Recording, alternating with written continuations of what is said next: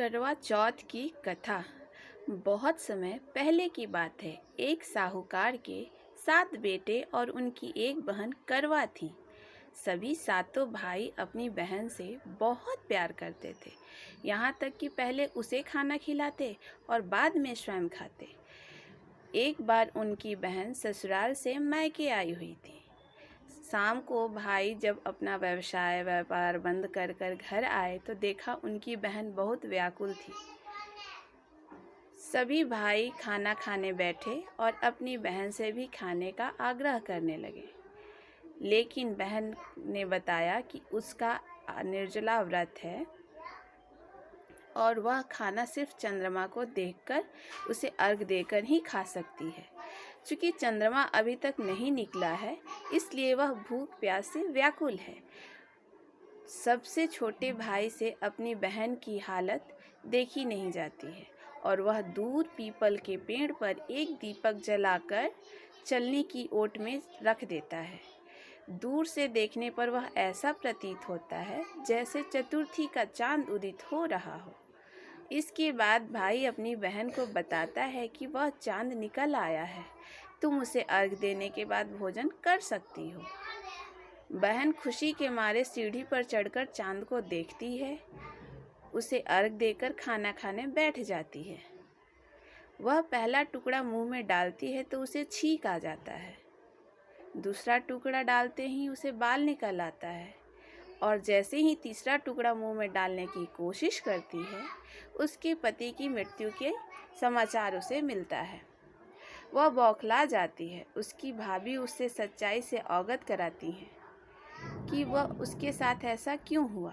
करवा चौथ का व्रत गलत तरीके से टूटने के कारण देवता उससे नाराज हो गए हैं और उन्होंने ऐसा किया है।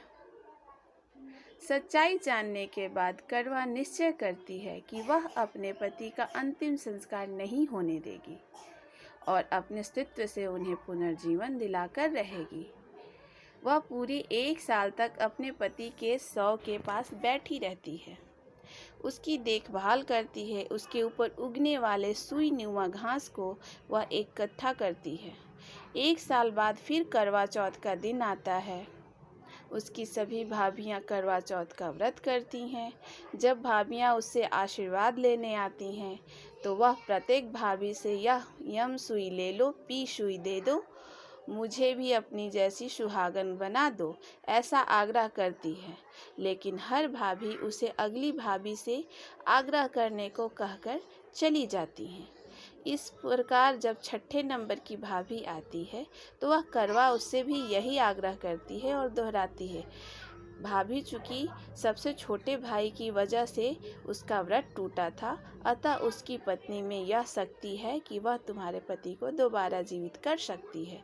इसलिए जब वह आए तो तुम उससे पकड़ लेना और जब तक वह तुम्हारे पति को जिंदा ना कर दे, उसे छोड़ना नहीं। ऐसा कहकर वह चली जाती है। सबसे अंत में छोटी भाभी आती हैं और करवा उनसे भी सुहागिन बनने का आग्रह करती है, लेकिन वह टाल मटोल करने लगती हैं।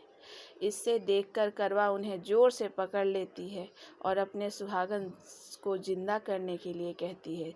भाभी उसे छुड़ाने के लिए नोचती है, खसोटती है, लेकिन करवा नहीं छोड़ती है। अंत में उसकी तपस्या को देख भाभी पसीज जाती है और अपनी छोटी उंगली को चीर कर उसे अमृत का उसके पति के मुंह में डाल देती है। करवा का पति तुरंत श्री गणेश कहता हुआ उठ बैठता है। इस प्रकार प्रभु कृपा से उसकी छोटी भाभी के माध्यम से करवा को अपना सुहाग वापस मिल जाता है।